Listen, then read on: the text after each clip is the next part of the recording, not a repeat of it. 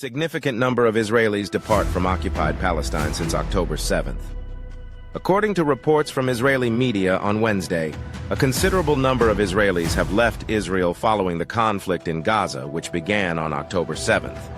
Data from the Israeli Population and Immigration Authority reveals that approximately 370,000 Israelis have departed from the occupied territories during the month of October, from October 7 to October 31st.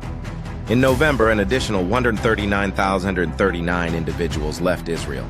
It is important to note that these figures do not include the tens of thousands of foreign workers and diplomats who also left Israel due to worsening conditions.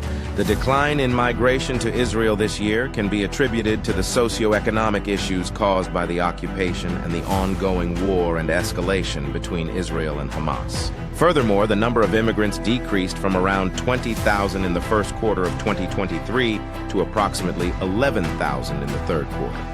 During the initial weeks of the conflict, migration to Israel nearly came to a halt, with the number of immigrants since October 7th constituting less than 1% of those who left.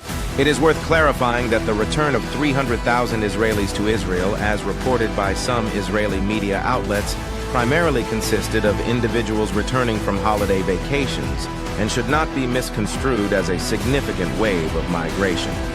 In response to the Israeli occupation in Gaza, Hamas, Islamic Jihad, and various other resistance groups have retaliated, causing significant losses to Israeli Defense Forces personnel and equipment.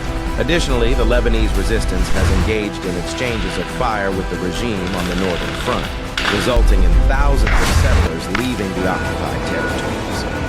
In November, Russian ambassador to the United Nations, Vasily Nebenzy, pointed out that approximately 4,000 Israeli settlers decided to repatriate to Ukraine due to perceived safety concerns. Despite these developments, the Israeli regime continues to pursue the construction of illegal settlements in the West Bank. Earlier today, a non-governmental organization reported that over 1,700 new homes have been approved for construction, marking an expansion of settlements in occupied East Jerusalem.